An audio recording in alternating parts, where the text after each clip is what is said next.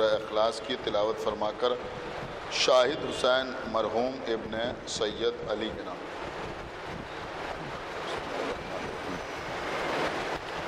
الحمدللہ رب العالمین اهدنا الصراط المستقيم صراط الذين أنعمت عليهم غير المغضوب عليهم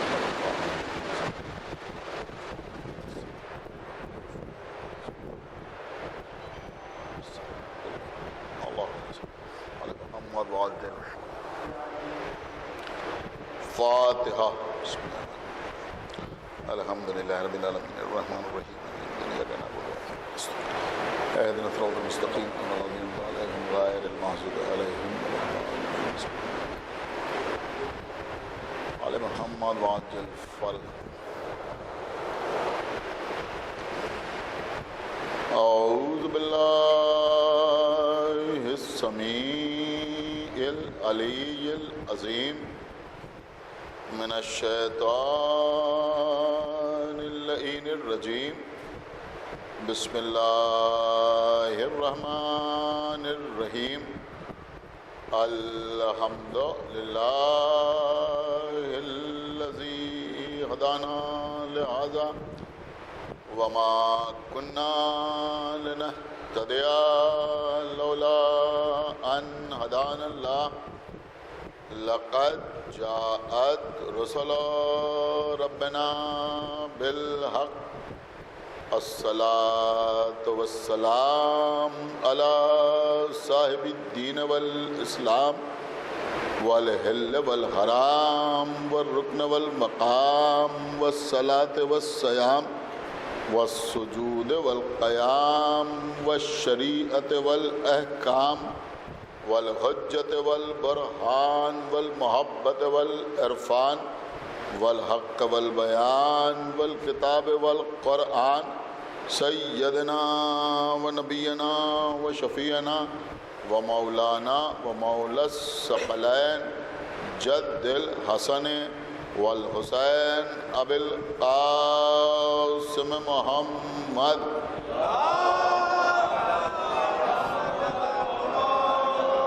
وعلى أهل بيته الطيبين الطاهرين المعصومين المظلومين المنتخبين المنتجبين الذين أذهب الله عنهم الرجس وطهرهم تطهيرا.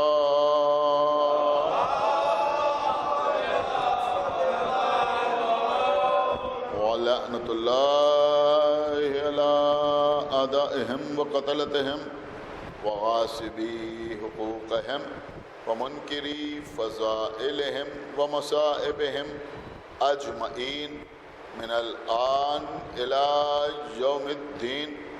أما بعد فقد قال الله سبحانه تبارك وتعالى في كتابه المجيد وفرقانه الحميد وقوله الحق. بسم الله الرحمن الرحيم. قل كفى بالله شهيدا بيني وبينكم ومن عنده علم الكتاب. صلوات پر محمد.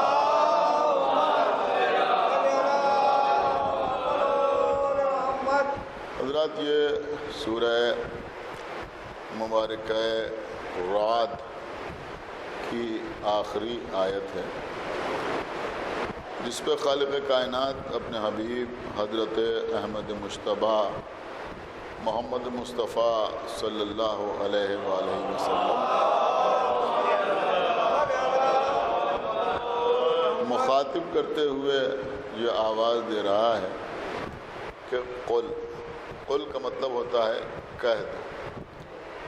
کفا باللہ شہیدم بینی و بینکم کہ میرے اور تمہارے درمیان شہادت کے لیے یعنی گواہی کے لیے اللہ کافی ہے.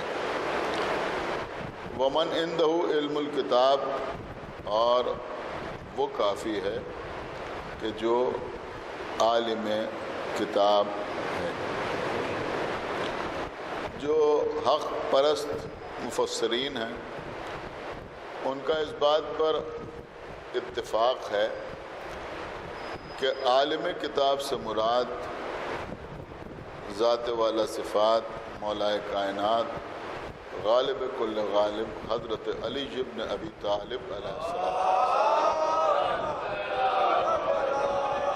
یعنی اللہ نے مولا متقیان کو اس آیت میں عالم کتاب فرمایا ہے۔ دیکھیے عزیزو، اس آیت کے عنوان پر آپ حضرات نے نہ جانے کتنی مجالس مختلف علماء، خطباء اور ذاکرین سے سماعت فرمائی، اور ہم نے بھی بہت سی مجلسیں اس آیت کے عنوان پر پڑھی، لیکن آج ہم کچھ الگ ہٹ کے آپ سے اس آیت کے سلسلے میں گفتگو کرنا چاہتے ہیں۔ دیکھیے قبلہ اللہ نے مولا علی کو عالم کتاب فرمایا، اور اس مقام پر کتاب سے مراد زبور نہیں ہے، تورات نہیں ہے، انجیل نہیں ہے، بلکہ یہاں پر کتاب سے مراد قرآن مجید، جس کا دعویٰ ہے کہ لا رتب ولا یابس الا فی کتاب مبین، کوئی خشک و تر ایسا نہیں ہے جس کو ہم نے قرآن میں جمع نہ کر دیا۔ یا پھر سورہ مبارکہ نبا میں ارشاد ہو رہا ہے کہ وَكُلَّ شَيْءٍ أَحْصَيْنَاهُ كِتَابًا، ہم نے ہر شے کا احصاء کتاب میں کر دیا۔ اب اللہ مولا علی کو عالم کتاب کہہ رہا ہے، یعنی مولا علی کو ہم نے، یعنی شیعوں نے یا مولا علی کے چاہنے والوں نے عالم کتاب نہیں کہا، بلکہ جس نے کتاب نازل فرمائی اس نے علی کو عالم کتاب کہا۔ لیکن قبلہ میں سمجھتا ہوں کہ یہ علم کی آخری منزل عالم کتاب ہونا، بہت توجہ آپ حضرات، اگر آپ اس کو سمجھنا چاہتے ہیں، تھوڑی دیر اگر آپ توجہ کے ساتھ سنیں گے تو ہو سکتا ہے کچھ بات آپ تک پہنچ جائے۔ تو پہلے یہ سمجھیے کہ علم کا مطلب کیا ہوتا ہے، علم کسے کہتے ہیں یا عالم کسے کہتے ہیں، بہت توجہ آپ حضرات۔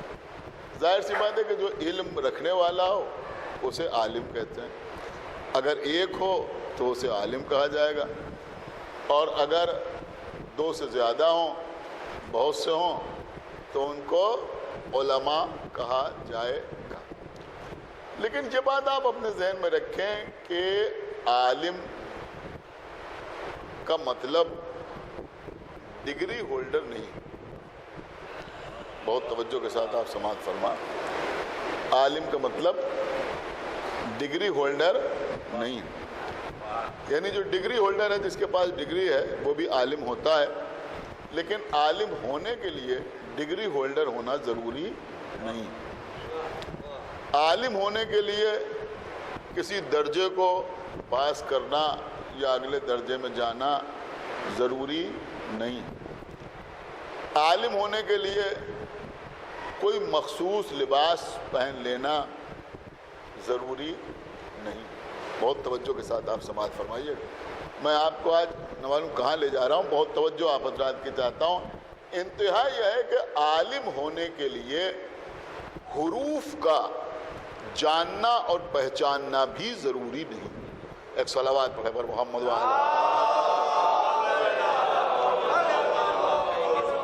غور کیا نہیں غور کیا؟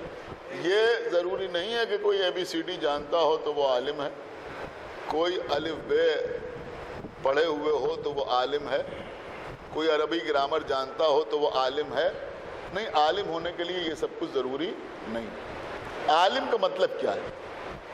اگر آپ عالم کا مطلب سمجھنا چاہتے ہیں تو یوں سمجھے کہ علم کا مطلب کیا ہے۔ بہت سمپل ہے، دیکھیے بات جو بچے کی سمجھ میں آ جائے۔ آپ جا کے ڈکشنری میں دیکھ لیے گا، جو کچھ میں عرض کر رہا ہوں غلط تو نہیں عرض کر رہا۔ علم کا مطلب ہے جاننا، علم کا مطلب ہے جاننا۔ تو اگر کوئی کسی چیز کے بارے میں جانتا ہے تو وہ عالم ہے، جاننے والا عالم کہلاتا ہے۔ خداوند عالم نے قرآن مجید میں بالکل واضح طور پہ کہا کہ عالم اور جاہل برابر نہیں ہو سکتے. اب ہر آدمی اس کو اپنے اعتبار سے استعمال کرتا ہے، لیکن میں بالکل الگ بات آپ کی خدمت میں عرض کر رہا ہوں کہ عالم اور جاہل برابر نہیں ہو سکتے. اب یہاں پر کوئی شخص آ گیا باہر سے اور اتفاق سے شبیہ بیت الحضر میں آ گیا. اب یہاں سے اسے واپس جانا ہے، اسے مثلا کاظمین کا راستہ نہیں معلوم. بہت توجہ، اسے کاظمین کا راستہ نہیں معلوم، لیکن ہمیں معلوم ہے. ہم نے اس سے کہا تم ہمارے ساتھ چلو. تو اب اس معاملے میں ہم عالم ہیں، وہ جاہل ہیں. ایک صلوات پڑھا بر محمد و آل محمد. آپ سمجھے یا نہیں سمجھے؟ دیکھیں قرآن مجید کی آیت کو آپ سمجھئے. اللہ قرآن میں کہہ رہا ہے عالم و جاہل برابر نہیں ہو سکتے. تو اب ایک راستہ جانتا ہے، تو جو راستہ جانتا ہے وہ عالم ہے. اب یہاں نہ اردو سے مطلب ہے، نہ انگریزی سے مطلب ہے، نہ فقہ سے مطلب ہے، نہ عربی سے مطلب ہے، نہ فزکس سے مطلب ہے، نہ کیمسٹری سے مطلب ہے. وہ کہیں کا پروفیسر ہو، لیکچرر ہو، کچھ بھی ہو، لیکن اگر راستہ نہیں جانتا تو اس مسئلے میں وہ جاہل ہے اور ہم عالم ہیں. چاہے ہمارے پاس کوئی ڈگری نہ ہو، لیکن ہم عالم ہیں، اس لیے کہ ہمیں راستے کا علم ہے اور اسے راستے کا علم نہیں ہے. ہم راستہ جانتے ہیں، وہ راستہ نہیں جانتا، تو ہم عالم ہیں، وہ جاہل ہے. بہت توجہ، ہم عالم ہیں، وہ جاہل ہے. لیکن مثلا کاظمین پہنچنے کے بعد ہم باہر پہنچے اور اس کے بعد لکھنؤ سے باہر جانا ہے. جب لکھنؤ سے باہر کی سرحد پر پہنچے تو اب کہیں اور جانا ہے اور ہمیں بھی وہیں جانا ہے. اب وہاں کا راستہ اسے معلوم ہے، تو وہ عالم ہے، ہم جاہل ہیں. تو عزیزوں، ہر انسان جو ہے وہ کسی نہ کسی مسئلے میں عالم بھی ہوتا ہے اور جاہل بھی ہوتا ہے. صلوات پڑھا بر محمد و آل محمد. سمپل بات، آپ سمجھ رہے ہیں نہیں سمجھ رہے ہیں؟ تو عالم بھی ہوتا ہے، جاہل بھی ہوتا ہے. اب اگر ایک آدمی راستہ جاننے والا ہے تو اسے عالم کہا جائے گا، اور اگر بہت سے آدمی راستہ جاننے والے ہیں تو انہیں علماء کہا جائے گا. سمجھ رہے ہیں آپ؟ یہ علماء کا لفظ کوئی ایسے ڈرانے والا لفظ نہیں ہے. ایک صلوات پڑھے بر محمد و آل محمد. تو یہ علماء کا لفظ جو ہے یہ کوئی ڈرانے والا لفظ نہیں ہے. میں اور تھوڑی سی اس بات کی وضاحت آپ حضرات کی خدمت میں عرض کر دوں. مثلا کوئی خطیب ہے، کوئی ذاکر ہے اور بہترین مجلس پڑھتا ہے، ظاہر سی بات ہے کہ جواب نہیں ہے تقریر کرنے کا، لیکن اس میں اس کے مزاج میں مثلا موزونیت نہیں ہے، موزونیت نہیں ہے. اب اکثر ایسا ہوتا ہے، آپ دیکھتے ہیں بڑے بڑے خطبہ خطیب ہیں، نام کا ڈنکا بج رہا ہے، لیکن کسی اور کا بھی شعر پڑھا تو ناموضوع کر کے پڑھا. کیوں کہا؟ اس لیے کہ موزونیت جو ہے وہ ان کی طبیعت میں نہیں ہے. تو اس کا مطلب آپ کو معلوم ہے کیا؟ اس کا مطلب یہ ہوا کہ وہ نثر میں عالم ہیں، نظم میں جاہل ہے. دیکھیں کبھی اس رخ سے بھی سنا کیجئے، وہ نثر میں عالم لیکن نظم میں جاہل. اور بہت سے ایسے بھی ہیں کہ جو نظم میں عالم ہے، لیکن اگر ان سے کہا جائے کہ آپ 5 منٹ تقریر کر دیے تو تقریر نہیں کر سکتے. تو اس کا مطلب یہ ہوا کہ وہ نظم میں عالم ہے لیکن نثر میں جاہل ہے. تو ہر آدمی جو ہے وہ کسی ایک میدان میں عالم ہوتا ہے اور دوسرے میدان میں جاہل ہوتا ہے. یہ ضروری نہیں ہے کہ جو عالم ہو وہ ہر جگہ عالم ہو اور جو جاہل ہو وہ ہر جگہ جاہل ہو. میں نے اتنا آسان کر کے آپ کی خدمت میں عرض کر دیا. دیکھیں یہ لفظ جو ہیں اصل میں مسئلہ قبلہ یہ ہے کہ کچھ لفظ اصطلاحاً استعمال ہونے لگتے ہیں، لہذا لوگوں کے ذہن میں وہی اصطلاحی معنی آتے ہیں، لیکن لغوی اعتبار سے مسائل جو ہیں وہ بہت آسان ہوتے ہیں. مثلا شاید میں اس مجمع کے سامنے یہ بات عرض کروں تو جو بچے بیٹھے ہیں ان کو حیرت ہو، بزرگ تو بہرحال بہتر طریقے سے جانتے ہوں گے کہ جس کو مثلا عربی زبان میں طبیب کہتے ہیں اسی کو انگریزی میں ڈاکٹر کہتے ہیں، اسی کو انگریزی میں ڈاکٹر کہتے ہیں. لیکن اگر کہا جائے کہ طبیب آیا تو لوگ کچھ اور سمجھیں گے، اس میں کوئی حکیم صاحب آئے شیروانی وغیرہ پہنے ہوئے، اور اگر کہا جائے ڈاکٹر صاحب آئے تو آپ سوچیں گے صاحب آلہ والا لگائے ہوئے. تو یہ صرف سوچ ہے، ذہن ہے، ورنہ جو طبیب ہے وہی ڈاکٹر ہے، جو ڈاکٹر ہے وہی طبیب ہے. اچھا ایک بات اور میں آپ کی خدمت میں عرض کروں. میں نے کہا بھائی ان کا پھوڑا نکل آیا تھا، میں نے کہا وہ جراح کے پاس چلے گئے. تو آپ نے کیا سمجھا؟ جراح. آپ نے صاحب یہ راجہ بازار گئے ہوں گے. ایک صلوات پڑھا سنیے تو میں عرض کر رہا ہوں. دیکھیے یہی تو سمجھیں گے نا. میں نے کہا بھائی یہ راجہ بازار گئے ہوں گے کسی جراح کے پاس، حکیم محمد جراح یا فلاں فلاں فلاں، وہاں چلے گئے ہوں گے جراح کے پاس. میں نے کہا بھائی ان کے پرابلم تھی تو یہ فلاں سرجن کے پاس گئے. تو اب آپ کی سمجھ میں آیا کسی ہاسپٹل میں گئے اور کسی سرجن نے ان کا آپریشن کیا، جبکہ معنوی اعتبار سے جراح کو ہی تو سرجن کہتے ہیں. میں نے غلط تو نہیں عرض کیا ہے؟ جو جراح ہے وہی تو سرجن ہے نا. ایک صلوات پڑھے پر محمد. یعنی جو جراحی کا عمل انجام دے اسی کو تو سرجن کہتے ہیں. جراحی جو ہے اسی کو سرجری کہتے ہیں. تو جو جراح ہے وہی سرجن ہے, جو سرجن ہے وہی جراح ہے. یا مثلا مدرسہ, جب ہم نے کہا وہ مدرسے میں پڑھتے ہیں تو آپ نے کیا سمجھا؟ وہ بچہ جاتا ہوگا مدرسے, پیجامہ کرتا پہن کے, ٹوپی لگا کے وہ مدرسہ جاتا ہوگا. مدرسہ کہاں سے آیا؟ میں کہا بھائی جہاں درس دیا جائے اس جگہ کو مدرسہ کہا جائے گا. مدرسہ نہیں بلکہ مدرسہ کہا جائے گا جہاں درس دیا جائے. وہ کہا جا رہا ہے کہ وہ اسکول جا رہے ہیں, تو جو معنی اسکول کے ہیں وہی معنی مدرسے کے ہیں, کوئی الگ چھوڑے. تو اب چونکہ یہاں مدرسے میں کچھ اور پڑھایا جاتا ہے, اسکول میں کچھ اور پڑھایا جاتا ہے, لہذا آپ سمجھتے ہیں کہ اسکول کچھ اور ہے اور مدرسہ کچھ اور ہے. یہی مسئلہ لفظ علماء کا ہے کہ جب علماء کا لفظ استعمال ہوتا ہے تو آپ کے ذہن میں آتا ہے کہ صاحب سر پہ امامہ ہے, دوش پر ردا ہے. آپ کیا سن رہے ہیں؟ اچھا, دوش پر ردا ہے. میں کہا یہ کون آ رہا ہے؟ کہ یہ سب آ رہے ہیں علماء. تو علماء ہونے کے لیے کسی مخصوص لباس کا پہننا ضروری نہیں ہے. علماء کا مطلب ہے جاننے والے. ایک صلوات پڑھ دے پر محمد و آل محمد. علماء کا مطلب ہے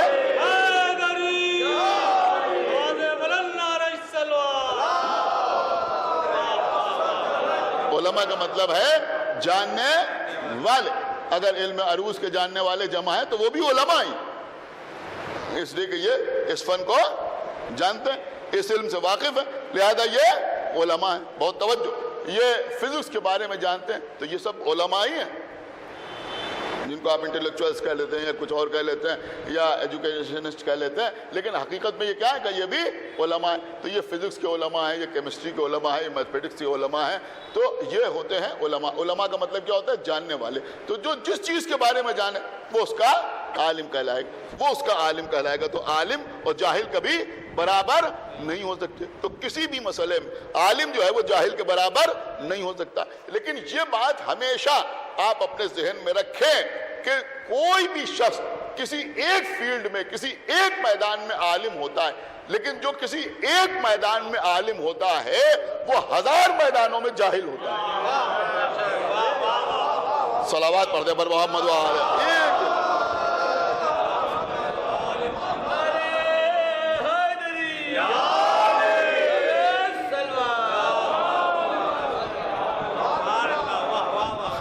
میدانوں میں جاہل ہوتا ہے.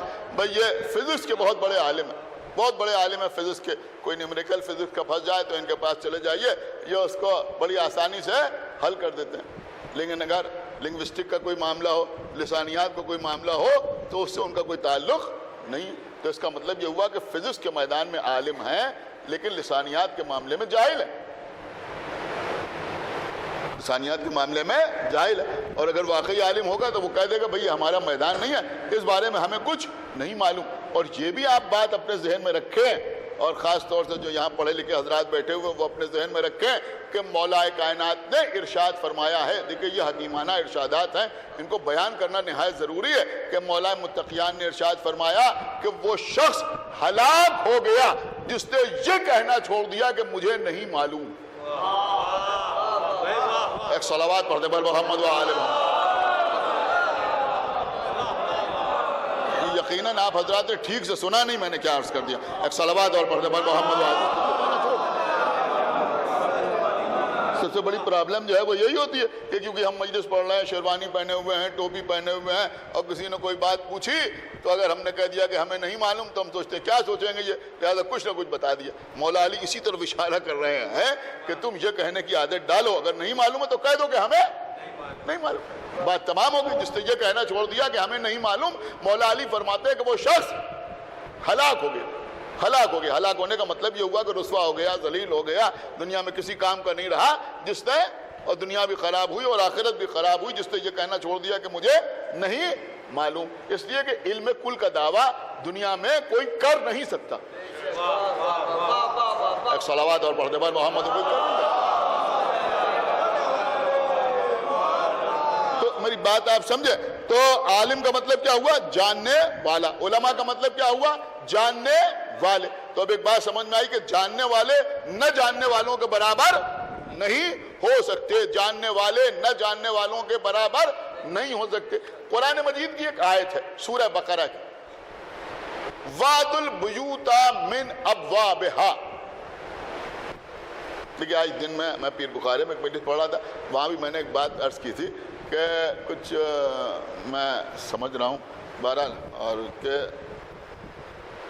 مجلس میں تھوڑا سا اخلاقیات کے سلسلے میں بھی کچھ نہ کچھ پڑھنا نہایت ضروری ہو گیا ہے۔ ایک صلوات اور پڑھا بر محمد پر اور یہ جو کچھ میں پڑھ رہا ہوں ان سب کا تعلق جو ہے وہ اسی سے۔ قرآن مجید کی آیت ہے وَأْتُوا الْبُيُوتَ مِنْ أَبْوَابِهَا۔ مطلب کیا ہوا اس کا؟ مطلب یہ ہوا کہ اللہ یہ کہہ رہا ہے کہ تم گھروں میں دروازوں سے داخل ہو۔ اللہ کہہ رہا ہے وَأْتُوا الْبُيُوتَ مِنْ أَبْوَابِهَا، گھروں میں دروازوں سے داخل ہو۔ کیسے داخل ہو گھروں میں؟ کہ دروازوں سے گھروں میں داخل ہو۔ آپ مجھے بتائیں قرآن مجید جو فصاحت و بلاغت کا معجزہ ہے وہ یہ کیا بتا رہا ہے کہ تم گھروں میں دروازوں سے داخل ہو؟ یہ بات تو بچوں بھی جانتے ہیں، یہ بات تو ہر آدمی جانتا ہے، آپ بھی جانتے ہیں، یہ بھی جانتے ہیں، وہ بھی جانتے ہیں۔ آدمی گھر میں آئے گا تو کہاں سے آئے گا؟ دروازے ہی سے تو آئے گا نا۔ لیکن پھر وہی بات کہ قرآن کو سمجھنے کے لیے عالم قرآن کی طرف رجوع کرنا ضروری ہے۔ تو جب کسی نے ہمارے مولا سے پوچھا کہ اس آیت کا مطلب کیا، وَأْتُوا الْبُيُوتَ مِنْ أَبْوَابِهَا، کہ تم گھروں میں ان کے دروازوں سے داخل ہو، تو امام نے فرمایا اس کا مطلب یہ ہوا کہ ہر شے کو اس کے اہل سے حاصل کرو۔ صلوات پڑھتے بر محمد وآل محمد، ہر شے کو۔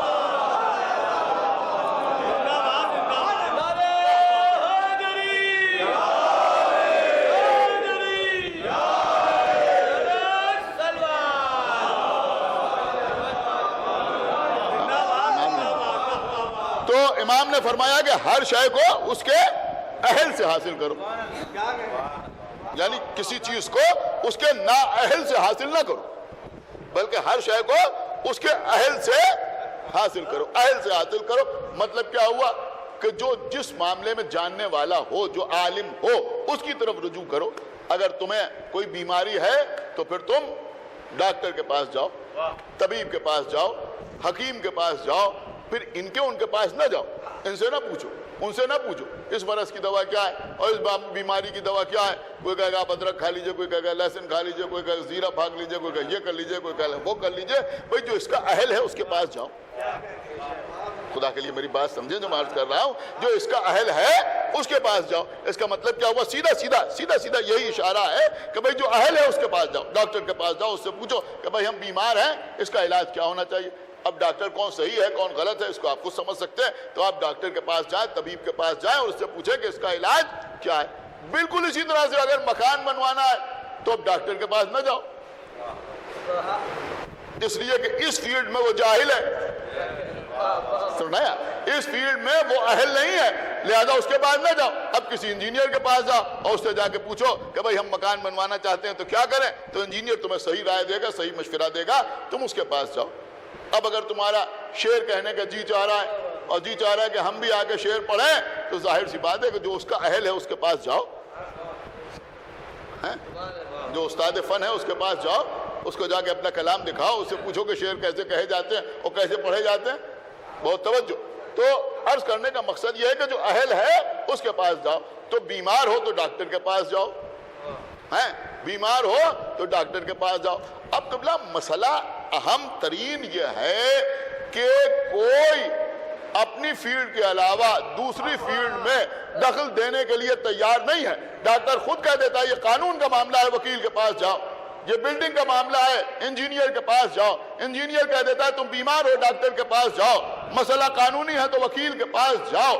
صرف ایک دین کا معاملہ ایسا ہے کہ ہر آدمی دخل دینے کے لیے تیار ہے۔ ایک صلوات پر بر محمد وآل محمد، ایک صلوات اور بر محمد وآل محمد۔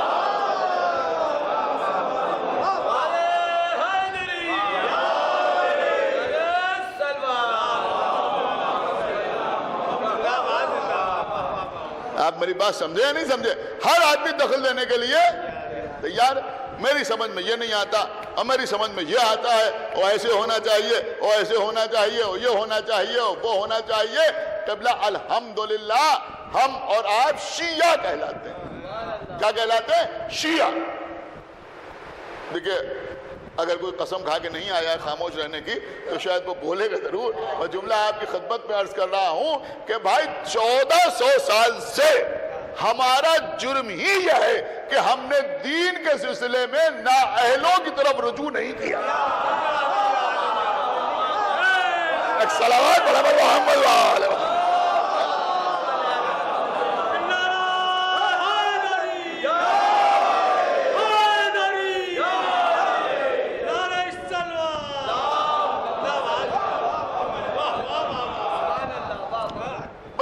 کوئی شرعی مسئلہ درپیش ہے تو میثم زیدی سے نہ پوچھو، فقہا سے پوچھو. آپ میری بات سمجھ رہے ہیں؟ روات احادیث سے پوچھو، فقہا سے پوچھو. بہت توجہ آپ حضرات کی، جو علماء حقہ ہیں ان سے پوچھو کہ اس مسئلے کا حل کیا ہے. دیکھیں ساری باتیں اسی میں ہیں اور سارے مسائل بھی اسی میں حل ہو جاتے ہیں اور سارے اختلافات بھی اسی سے دور ہو جاتے ہیں کہ بھئی ان سے پوچھو کہ جو اس کے اہل ہیں. ہر آدمی سے نہ پوچھو. ان سے بھی پوچھ رہے ہیں، ان سے بھی پوچھ رہے ہیں، ان سے بھی پوچھ رہے ہیں، ان سے بھی پوچھ رہے ہیں، تو سب سے پوچھنے کی ضرورت نہیں ہے. لیکن یہاں پر بھی دیکھیں ٹھہریے، میں آپ کی خدمت میں عرض کروں گا کہ مولا علی کے علم کو سمجھنے کے لیے سنیے جو میں عرض کر رہا ہوں، دنیا کے کسی عالم کو وسیلہ اور ذریعہ نہیں بنایا جا سکتا.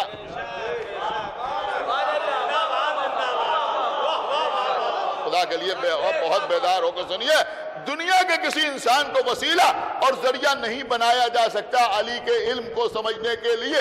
نہ کسی فزکس کے عالم کو، نہ کیمسٹری کے عالم کو، نہ زولوجی کے عالم کو، نہ باٹنی کے عالم کو، نہ جیالوجی کے عالم کو، نہ ایسٹرونومی کے عالم کو. سمجھے جو میں عرض کر رہا ہوں؟ نہ لسانیات کے عالم کو، نہ علم عروض والے کو. کسی عالم کو علی کے علم کو سمجھنے کے لیے، نہ ان کو جن کو آپ علماء دین سمجھتے ہیں ان کو بھی. میں نے یوں ہی نہیں عرض کیا، ان کو دیکھ کے علی کا علم سمجھ میں نہیں آئے گا. آپ میری بات سمجھیے، ان کو دیکھ کے علی کا علم آپ کی سمجھ میں آ ہی نہیں سکتا. آپ کہیں گے کیوں نہیں آ سکتا؟ اس لیے نہیں آ سکتا کہ کوئی کتنا ہی بڑا عالم کیوں نہ ہو، کتنا ہی بڑا عالم کیوں نہ ہو. دیکھیں کسی کی توہین مقصود نہیں ہے، ہر عالم اپنی جگہ کے اوپر ہے، لیکن جو بھی عالم ہے وہ کسی ایک ہی فیلڈ میں تو عالم ہے. یہ میں صرف اور صرف اس لیے آپ کی خدمت میں عرض کر رہا ہوں کہ جب مجلس میں پڑھا جاتا ہے کہ علی عالم قرآن ہیں تو لوگ سمجھتے ہیں کہ عالم قرآن ہونے کا مطلب یہ ہے کہ علی عربی جانتے ہیں، علی عربی کی گرامر جانتے ہیں، قرآن کی آیات کے نزول کے بارے میں جانتے ہیں، تنزیل کے بارے میں جانتے ہیں، تعویل کے بارے میں جانتے ہیں، احکامات کے بارے میں جانتے ہیں. یقیناً جانتے ہیں، احکامات کے بارے میں جانتے ہیں، نماز کے مسائل کے بارے میں جانتے ہیں، روزے کے مسائل کے بارے میں جانتے ہیں، حج کے ارکان کے بارے میں جانتے ہیں. بس آپ سمجھے ہی نہیں میں کیا عرض کروں. خدا کے لیے بھائی بیدار ہوئیے، جو میں عرض کر رہا ہوں بس یہ مسئلہ نہیں ہے. اگر ہم علماء دین کو دیکھ کر یہ سوچیں کہ علی بھی ان سے بڑے عالم ہیں تو بس ہم یہیں تک محدود رہ جائیں.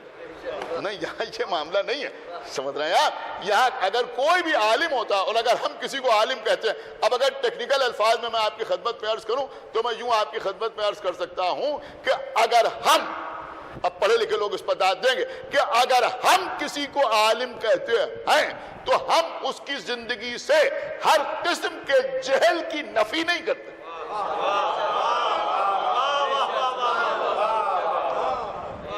ہمارے کسی کو عالم کہنے کا یہ مطلب نہیں ہوتا کہ یہ کسی میدان میں جاہل نہیں ہے. نہیں، یہ عالم ہے. ہم ان کے ہاتھوں کو بوسہ دیتے ہیں، یہ آتے ہیں تو ہم کھڑے ہو جاتے ہیں، ہم ان کا احترام کرتے ہیں. یہ عالم دین ہے، ہر معاملے میں ہم ان کی طرف رجوع کرتے ہیں شرعی مسائل میں. لیکن ہم ان کے پاس زولوجی اور باٹنی کی کتاب لے کے نہیں جاتے. ہم ان کے پاس کبیر کو پڑھنے کے لیے نہیں جاتے. آپ سمجھ رہے ہیں؟ ہم ان کے پاس سنسکرت پڑھنے کے لیے نہیں جاتے. کیوں؟ کہا بھائی عالم تو ہیں لیکن اس معاملے میں عالم ہے، اس معاملے میں عالم نہیں، اس معاملے میں عالم نہیں. لیکن اللہ کہہ رہا ہے کہ ہم نے علی کو عالم کتاب بنایا اور کتاب میں سے تھوڑا بہت علم نہیں دیا ہے بلکہ مکمل کتاب کا علم دیا. مکمل کتاب کا علم دیا ہے. اب آپ یہ سمجھیے کہ جسے تھوڑا سا علم دیا ہے اس کی پوزیشن کیا ہے. اللہ اکبر. تھوڑا سا علم, تھوڑا سا علم جسے دیا ہے اس کی پوزیشن کیا ہے. یہ آپ سمجھ رہے ہیں نا, میں سے بات سمجھ میں آ رہی ہے نا. آج میں دن میں پڑھ رہا تھا, چوتھے پارے کی پہلی آیت ہے, لن تنالوا البر حتی تنفقوا مما تحبون. مطلب کیا ہوا؟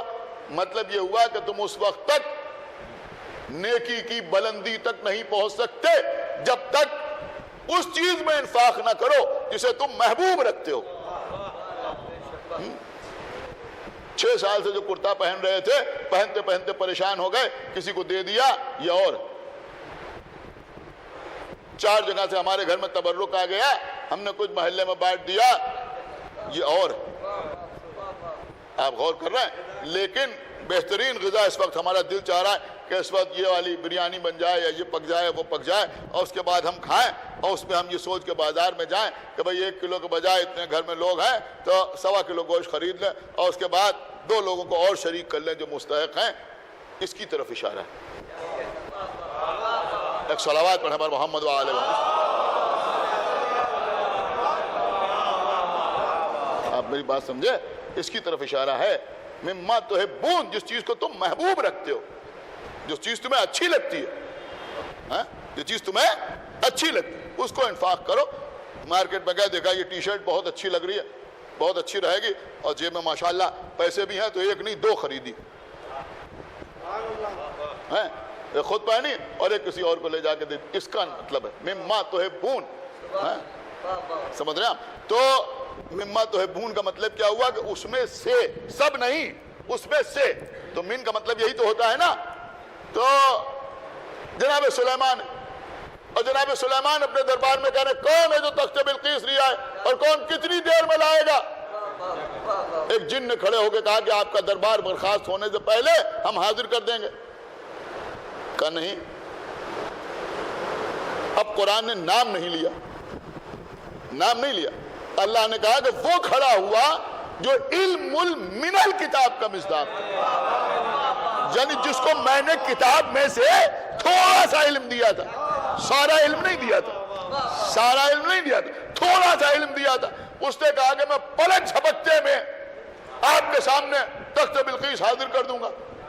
اب پلک جھپکتے میں کتنی دیر لگتی ہے, چشم زدن ہے, کتنی دیر لگتی ہے پلک جھپکتے میں. اور نام تفاسیر میں ملا آصف برقیہ, انہوں نے حاضر کر دیا جناب سلیمان کے سامنے وہ تخت بلقیس. دنیا نے اتنی ترقی کر لی. دیکھیں یہ میں صرف اس لیے عرض کر رہا ہوں کہ لوگ مولا علی کے علم کا جب تذکرہ سنتے ہیں نا تو لوگ بہت محدود انداز میں سوچتے ہیں. اب دنیا کس منزل تک پہنچ چکی ہے آپ مجھے بتائیے, کس منزل تک پہنچ چکی ہے. لیکن کیا آج بھی یہ ممکن ہے؟ خدا کے لیے بیدار ہوئیے, جو میں عرض کر رہا ہوں کہ یہ آج بھی ممکن ہے. بھائی واٹس ایپ پر تخت بلقیس کی تصویر تو کوئی لا سکتا تھا چشم زدن میں. ایک صلوات پڑھے پر محمد و آل محمد.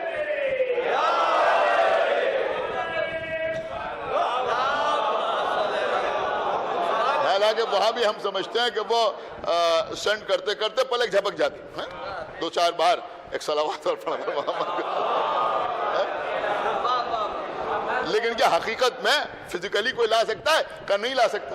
تو اس کا مطلب یہ ہوا آج بھی ممکن نہیں ہے. لیکن اللہ نے جسے کتاب میں سے, اب کتاب کا علم سمجھیے, جسے اللہ نے کتاب میں سے تھوڑا سا علم دیا تھا, اس نے ہزاروں سال پہلے یہ کام کر کے دکھایا یا نہیں دکھایا؟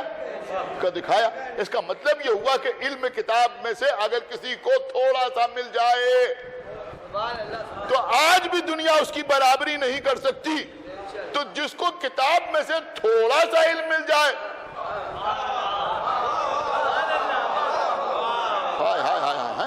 تھوڑا سا علم مل جائے.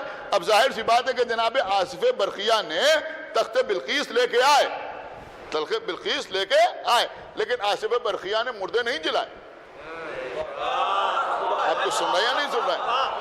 آصف برقیہ نے مردے نہیں جلائے. نہ معلوم کتنے کام تھے جو آصف برقیہ نے نہیں کیے یا ان کے بس میں نہیں تھے. کیوں؟ کہ اس لیے کہ تھوڑا سا علم ملا تھا. تو تھوڑا سا علم ملا تھا تو تھوڑا سا اختیار بھی دکھایا. اب وہ تھوڑا سا اختیار ایسا ہے کہ آج تک دنیا میں کوئی اس کا مقابلہ نہیں کر سکتا. تو ایک جملہ میں آپ کی خدمت میں عرض کروں گا کہ جس کو کتاب کا کچھ علم مل جائے وہ کچھ ایسا کر سکتا ہے کہ دنیا اس کا مقابلہ نہ کر سکے.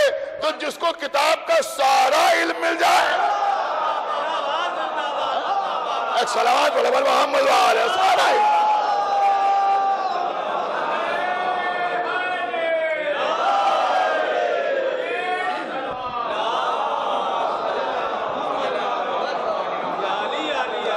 اب اگر یہ مجمع بولنا چاہے اور مرحوم کو اصالہ ثواب کرنا چاہے تو میں صرف ایک ہی جملہ آپ کی خدمت میں عرض کروں گا کہ جسے تھوڑا سا علم کتاب مل جائے وہ تخت بلقیس لا سکتا ہے, اور جسے مکمل کتاب کا علم مل جائے وہ انگلی کے اشارے سے سورج پلٹا سکتا ہے.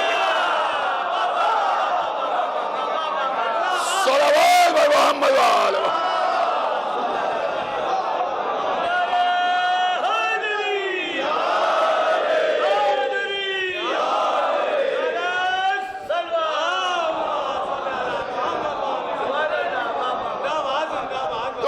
عرض کرنے کا مقصد یہی ہے کہ عالم کتاب کا مطلب مولا کائنات کے لیے اتنا محدود ہو کے نہ سوچے کہ فقط تفسیر یا تعویل یا تنزیل یہ سب تو مولا علی زیادہ کون جان سکتا ہے. لیکن فقط یہ نہیں, بلکہ جب قرآن کے بارے میں آپ کا عقیدہ یہ ہے کہ لا رد بن ولا یابس الا فی کتاب مبین, کوئی خشک و تر ایسا نہیں, تو قرآن قیامت تک کے لیے ہے. اس کا مطلب یہ ہوا کہ قیامت تک کے تمام معاملات قرآن میں موجود ہیں, قرآن میں موجود ہیں.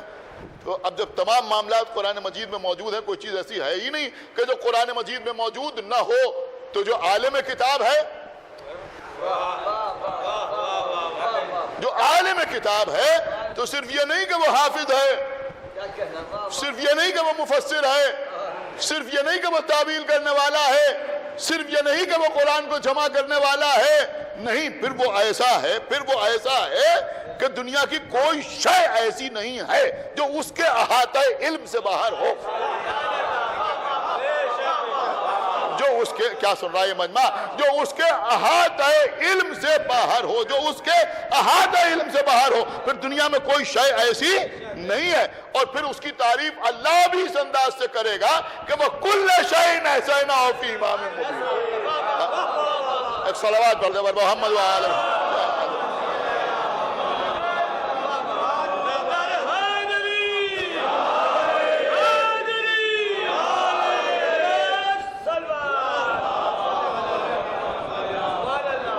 کہ ہم نے ہر شے کا احصاء امام مبین میں کر دیا ہے.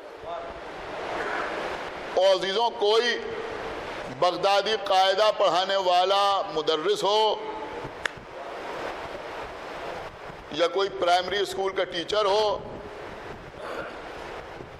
یا جونیئر ہائی اسکول میں پڑھانے والا ٹیچر ہو, لیکچرر ہو, پروفیسر ہو, ایچ او ڈی ہو, سمجھ رہے ہیں آپ میری بات, عالم ہو, فاضل ہو, حجت الاسلام ہو, کیا سن رہے ہیں, کوئی بھی لقب اس کے ساتھ ہو, سر پہ امامہ ہو, قوم سے علم حاصل کر کے آیا ہو, نجف کا پڑھا ہوا ہو, یقیناً اس سے ہم دینی مسائل پوچھیں گے تو تسلی بخش جواب ہمیں ضرور ملے گا.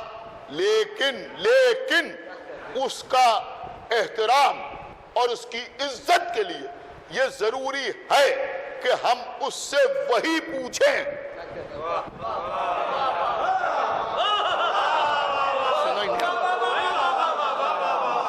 وہی پوچھیں کہ جس میدان کا وہ ماہر ہے, جس میدان میں وہ عالم ہے, اس سے ہم ادھر ادھر کی باتیں نہ پوچھیں. سمجھ رہے ہیں آپ, اس سے ادھر ادھر کی باتیں نہ پوچھیں, اس سے ہم فزکس کے نیومیریکلز نہ پوچھیں, اس سے ہم کیمسٹری کے بارے میں نہ پوچھیں, اس سے ہم زولوجی اور باٹنی کے بارے میں نہ پوچھیں. ہو سکتا ہے جانتا بھی ہو لیکن ہر چیز کے بارے میں اس سے نہ پوچھیں. اس کا مطلب یہ ہوا کتنا ہی بڑا عالم ہو, تقاضا یہی ہوتا ہے کہ یہ پوچھو اور یہ نہ پوچھو. لیکن جس کو اللہ عالم کتاب کہتا ہے,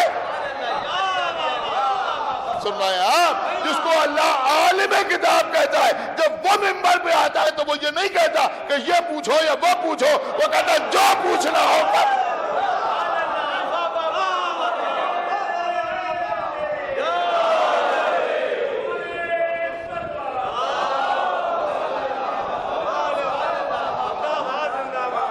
ایک صلوات اور پڑھ دے بر محمد کہ سلونی سلونی قبل ان تفقدونی، جو پوچھنا ہو پوچھو قبل اس کے کہ تم مجھے کھو بیٹھو، جو پوچھنا ہو پوچھو۔ قبلہ یہاں تو مسئلہ یہ ہوتا ہے کہ سائل موجود ہے، کوئی عطا کرنے والا نہیں ہے۔ وہاں میرے مولا فرماتے ہیں کہ شکوہ اس بات کا رہا کہ جتنا میں عطا کر سکتا تھا کوئی ویسا مانگنے والا نہ ملا، اور جتنا میں علم دے سکتا تھا ویسا کوئی پوچھنے والا نہ ملا۔ ایک صلوات اور پڑھے بر محمد وآلہ۔ بس قبلہ بات تمام ہو رہی ہے۔ ہمارے برادر بزرگ مولانا علی متقی زیدی صاحب کا ایک نکتہ اس وقت جی چاہ رہا ہے کہ میں آپ کی خدمت میں عرض کر دوں، گھر ہی کی بات ہے، حالانکہ بہت توجہ آپ حضرات کی چاہتا ہوں۔ بڑی خوبصورت سی بات انہوں نے ارشاد فرمائی کہ بھائی مولا علی نے کوفے میں، اور دیکھیے علی کو عالم بنایا تو اللہ نے، اللہ نے کہا تھا میں نے علی کو عالم بنایا، علم کتاب اللہ نے عطا کیا، لہذا ذمہ داری بھی اللہ کی ہے۔ اب علی نے کوفے کے ممبر سے کہہ دیا سلونی سلونی قبل ان تفقدونی۔ دیکھیں پبلک کو ڈیل کرتے کرتے بہت کچھ آدمی کی سمجھ میں آنے لگتا ہے، آپ یقین مانیں بہت کچھ سمجھ میں آنے لگتا ہے۔ اب مجلسیں پڑھتے یعنی اس کا کوئی غیب سے تعلق نہیں ہوتا، نہ کوئی جادو ہوتا ہے، نہ یہ ہوتا ہے، نہ وہ ہوتا ہے، نہ کوئی میریکل ہوتا ہے، بلکہ دیکھتے تجربے کی بنیاد پر بہت سی باتیں سمجھ میں آ جاتی ہیں۔ ممبر پر جب ذاکر بیٹھتا ہے اور ایک نظر مجمع کے اوپر ڈالتا ہے تو اس کی خود سمجھ میں آ جاتا ہے کہ یہ کس حد تک سمجھ سکتے ہیں۔ آپ یقین مانیں میں غلط نہیں کہہ رہا ہوں۔ تو ایسے ہی چار آدمیوں کے درمیان آپ بیٹھیں تو اگر لوگوں سے ملتے رہتے ہیں تو سامنے والے کا چہرہ دیکھیں تو آپ سوچ سکتے ہیں کہ یہ کس معیار کی گفتگو کرے گا اور کس طرح کی بات کرے گا۔ یہ ساری باتیں جو ہیں وہ آدمی کی سمجھ میں اپنے آپ آنے لگتی ہیں۔ ابھی اگر میں یہاں مثلاً یہ کہوں کہ کسی کا کوئی سوال ہو تو مجھ سے سوال کر لے، تو اب ہو سکتا ہے کہیں کسی کو داؤں بھی ہو جائے، لیکن معاملہ یہ ہوتا ہے کہ آدمی سمجھتا ہے کہ بھئی یہ جو مجمع ہمارے سامنے بیٹھا ہے یہ ہم سے کیا پوچھے گا، تو اس معاملے میں تو اس کو اندازہ ہوتا ہے کہ بھئی یہ پوچھیں گے تو ہم اس کا جواب دے دیں گے۔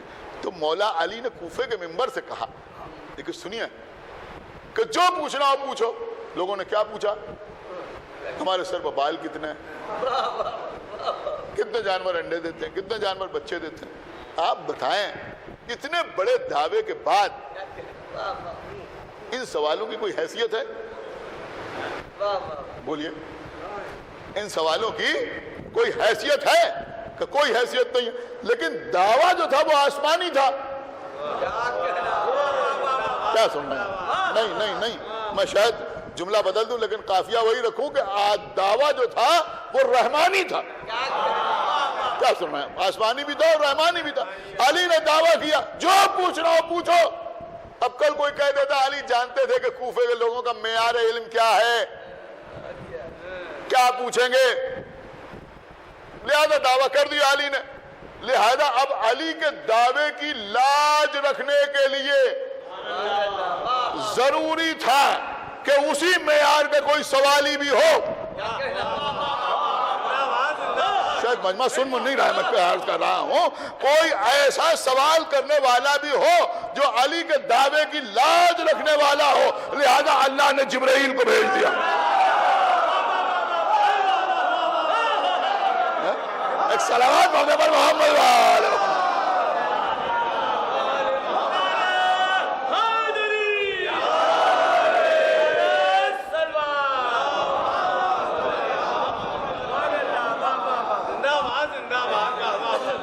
اللہ نے جبرائیل کو بھیج دیا۔ جبرائیل آئے اسی مجمع میں انسانی شکل میں اور کھڑے ہو کے کہا کہ یا علی آپ یہ بتائیے کہ اس وقت جبرائیل کہاں ہے؟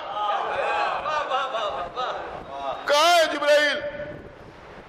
میرے مولا کو سوچنے کی ضرورت ہی کہاں، فوراً بتا سکتے تم ہو، لیکن اگر کہہ دیتے تو لوگ کہتے ہو سکتا ہے کسی کو پہلے سے معین کر کے پلان کر کے سامنے لے آئے ہوں۔ لہذا ایک بار سامنے دیکھا، پھر دائیں جانب غور سے دیکھا، بائیں جانب دیکھا، کہ آسمانوں کی طرف دیکھا، کہ زمین کی طرف دیکھا، اور جب ہر طرف دیکھا اس کے بعد فرمایا کہ نہ جبرائیل داہنی جانب کہیں نظر آ رہے ہیں، نہ بائیں جانب نظر آ رہے ہیں، نہ اور آگے نظر آ رہے ہیں، نہ پیچھے نظر آ رہے ہیں، نہ آسمانوں میں نظر آ رہے ہیں، نہ زمین کے طبقوں میں نظر آ رہے ہیں۔ اس کے بعد فرمایا تم ہی جبرائیل ہو۔ کچھ غور کیا آپ نے یا نہیں غور کیا؟ کہا تم ہی جبرائیل ہو۔ اگر یہاں پر مختصر جواب دے دیتے تو لوگ سمجھتے کہ پہچان لیا، کہہ دیا، لیکن علی نے چاروں طرف دیکھ کے بتایا کہ علی نے ایک نگاہ سے زمین کے طبقات کو بھی دیکھا، اور جو کچھ زمینوں میں ہے، اب دیکھیں جو قرآن پڑھتے ہیں ان کو لطف آئے گا کہ جو کچھ زمینوں میں ہے وہ سب دیکھا، جو کچھ آسمانوں میں ہے وہ سب دیکھا، جو کچھ شمال میں ہے وہ بھی دیکھا، جو جنوب میں ہے وہ بھی دیکھا، جو مشرق میں ہے وہ بھی دیکھا، جو مغرب میں ہے وہ بھی دیکھا۔ جب ساری خلقت کو کھنگال لیا، ایک صلوات برابر محمد وآلہ وسلم، تب فرمایا کہ تم ہی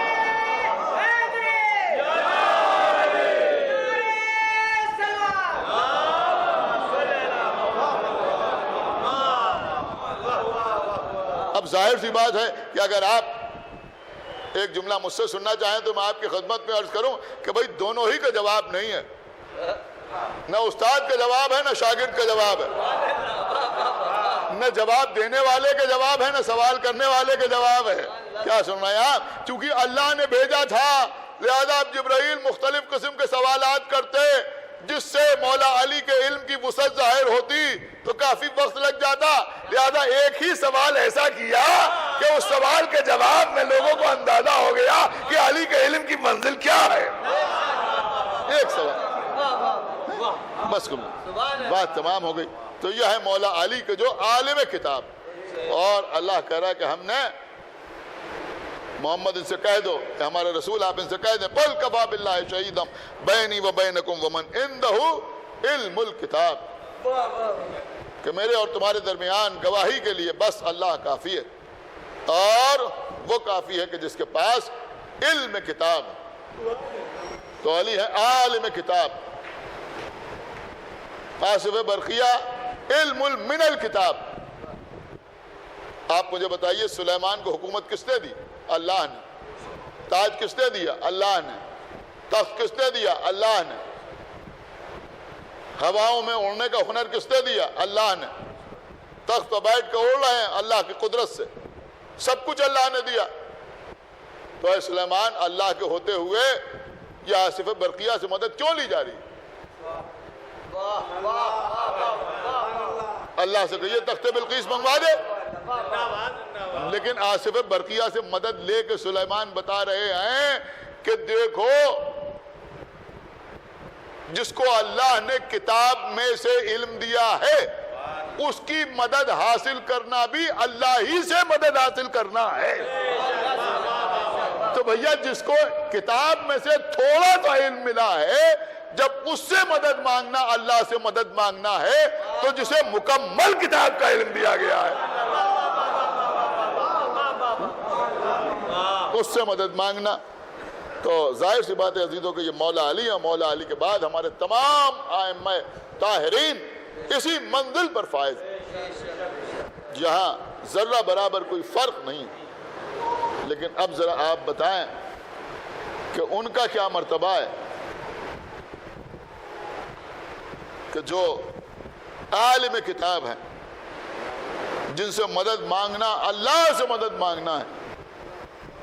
اب کہیں اگر کوئی معصوم، کوئی عالم کتاب آواز دیتا ہوا نظر آئے حل من ناصر ینصرنا، تو ذرا ان افراد کی عظمت کا اندازہ لگائی جن کو کربلا میں امام حسین پکارتے ہوئے نظر آ رہے ہیں۔ خدا آپ کو کسی غم میں نہ رلائے سوائے غم امام حسین علیہ الصلاۃ والسلام کے۔ اللہ مرحوم کے درجات کو عالی کرے، ان کے متعلقین کو اللہ صبر جمیل عطا فرمائے، اور زیادہ سے زیادہ ایصال ثواب کی توفیق عنایت فرمائے، اور آپ حضرات کو بھی خداوند عالم سلامت رکھے، ہر عرضی و سماوی بلا سے محفوظ رکھے، اور زیادہ سے زیادہ کار خیر کی توفیق اللہ عطا کرے آپ کو بھی اور ہمیں بھی۔ ہاں عزیزوں، کربلا کا میدان، آقا حسین سب شہید ہو چکے، اب نہ اون ہے نہ محمد، نہ قاسم ہے نہ علی اکبر، اب تو عباس دلاور بھی نہیں ہے۔ حسین تنہا میدان میں کھڑے ہوئے ہیں، آواز دے رہے ہیں حل من ناصر ینصرنا۔ عزیزوں، میں نے کسی کتاب پہ نہیں دیکھا، لیکن ایک معتبر ذاکر کی مجلس پہ سنا کہ انہوں نے پڑھا کہ صفین کے موقع پر مولا علی نے اپنے اصحاب کے خیموں کے درمیان آ کے ایک بار فرمایا حل من ناصر ینصرنا۔ جیسے ہی علی نے یہ کہا، میرے مولا کے با وفا اصحاب اپنے اپنے خیموں سے نکل کے آ گئے، جس میں آگے آگے جناب عمار یاسر اور جناب مالک اشتر اور دیگر با وفا اصحاب آگے علی کو گھیر لیا۔ مالک اشتر نے اپنی تلوار نکال کے اپنی گردن پر رکھ لی اور کہا یا علی، یہ مظلوموں والا جملہ آج تو آپ نے اپنی زبان پر جاری کر دیا۔ یا علی، دست بستہ گزارش ہے کہ اب ہمارے ہوتے ہوئے یہ جملہ اپنی زبان پر جاری نہ کیجیے، ورنہ ہماری زندگی سے کیا فائدہ؟ ہم اپنے ہاتھ سے اپنی گردن اپنے تن سے جدا کر دیں۔ لیکن جب کربلا میں حسین پکار رہے تھے حل من ناصر ینصرنا، تو لبیک کہنے والا کون تھا؟ ہاں عزیزوں، جو لشکر تھا وہ تو دشمن جہاں تھے۔ کون حسین کی آواز پہ لبیک کہتا؟ لیکن راوی کہتا ہے میں نے دیکھا کہ حسین کے صحابیوں کے لاشیں تڑپنے لگی۔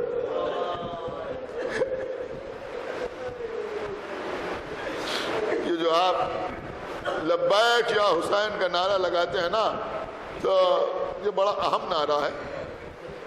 اس نعرے کے وزن کو محسوس سمجھ کے یہ نعرہ لگایا کیجئے۔ ہاں عزیزوں، دوستوں کے لاشیں تڑپنے لگے اور کڑی ہوئی گردنوں سے آواز آ رہی تھی لبیک لبیک لبیک یا اپنے رسول اللہ لبیک۔ فرمایا میں تم سے مخاطب نہیں ہوں، لیکن عزیزوں اس صدائے حل من میں اثر یہ تھا کہ ایک چھوٹے سے بچے نے اپنے کو گہوارے سے گرا دیا۔ یہ علی اصغر نے اپنے کو گہوارے سے نہیں گرایا، بلکہ علی اصغر بھی آواز دے رہے تھے لبیک یا حسین۔ اے بابا، ہم بھی حاضر ہیں آپ کی مدد کرنے کے لیے۔ بس عزیزوں، مجلس تمام ہو گئی۔ امام حسین خیمے کے در پر پہنچے، چھوٹے سے بچے کو آغوش میں لیا، لے کے چلے۔ دھوپ تیز تھی، باپ کا دل نہ مانا، ابا سے ڈھک لیا بچے کو۔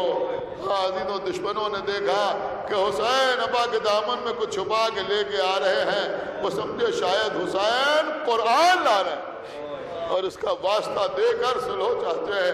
لیکن ایک بلندی پہ آئے، اب جو ابا کا دامن ہٹایا تو کیا دیکھا؟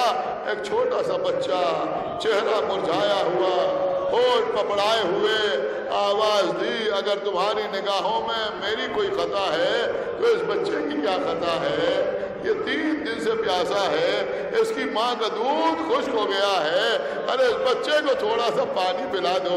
یہ امام حسین حجت ہی تمام نہیں کر رہے تھے، بلکہ اعلان عطش بھی فرما رہے تھے۔ 6 مہینے کا بچہ ہاتھوں کا ہے۔ اس کے بعد فرمایا اچھا اگر تم سمجھتے ہو کہ اس بچے کے بہانے میں پانی پی لوں گا تو لو میں اسے جلتی ہوئی ریت پر لٹائے دیتا ہوں، تم خود آؤ آ کے اپنے ہاتھوں سے پانی پلا دو۔ بچے کو جلتی ہوئی ریت پر لٹایا، بچہ لیٹتے کے ساتھ ہی کروٹیں بدلنے لگا، باپ سے نہ دیکھا گیا، آگے بڑھ کے اٹھا لیا۔ آئے علی اصغر، تم بھی تو حجت خدا کے فرزند ہو، انہیں بتا دو کہ میں پیاسا ہوں۔ ننھی سی زبان ہونٹوں میں پھیری، لشکر یزید میں قیامت برپا ہو گئی۔ عزیزوں، جب عمر سعد نے یہ دیکھا کہ کہیں ایسا نہ ہو کہ بغاوت کے آثار نمودار ہو جائیں تو پکارا آئینہ آئینہ ہرملا، ہرملا نکل کے آیا کائفتہ کلام الحسین۔ عزیز تیر چلے کمان میں جوڑا، 6 مہینے کے بچے کی طرف روانہ کیا۔ حسین نے علی اصغر کو سنبھالا۔ بس عزیزوں، آخری جملے ہیں، مجلس تمام ہے، مجھے مکمل شہادت نہیں پڑھنا ہے۔ روایت کا ایک ایسا جملہ ہے جو زندگی بھر رونے کے لیے کافی ہے کہ تیر بڑا تھا بچہ چھوٹا تھا۔ 6 مہینے کا بچہ اپنے باپ کے ہاتھوں میں پلٹ گیا۔ بس عزیزوں مرحوم کے سوال ثواب کے لیے ایک جملہ اور، آپ کی آوازیں کچھ اور بلند ہو جائیں۔ عزیزوں یہ ایسی شہادت ہے کہ جب حسین اپنے بیٹے سے رخصت آخر کے لیے آئے تو آپ کے لیے یہی تو وصیتیں فرمائی نا، بیٹا سید سجاد جب قید شام سے چھوٹ کے مدینے جانا، ہمارے شیعوں کو ہمارا سلام کہہ دینا، ان سے کہہ دینا کہ شرط وفا یہ ہے کہ جب ٹھنڈا پانی پینا تو ہماری پیاس کو یاد کر لینا، اور ان سے کہنا میں نے تمہیں اس وقت بہت یاد کیا جب میرے ہاتھوں میں میرا 6 مہینے کا بچہ تھا، میں اپنے بچے کے لیے پانی مانگ رہا تھا لیکن میرے بچے کو پانی نہ دیا گیا، تین بال کے تیر کا شکار۔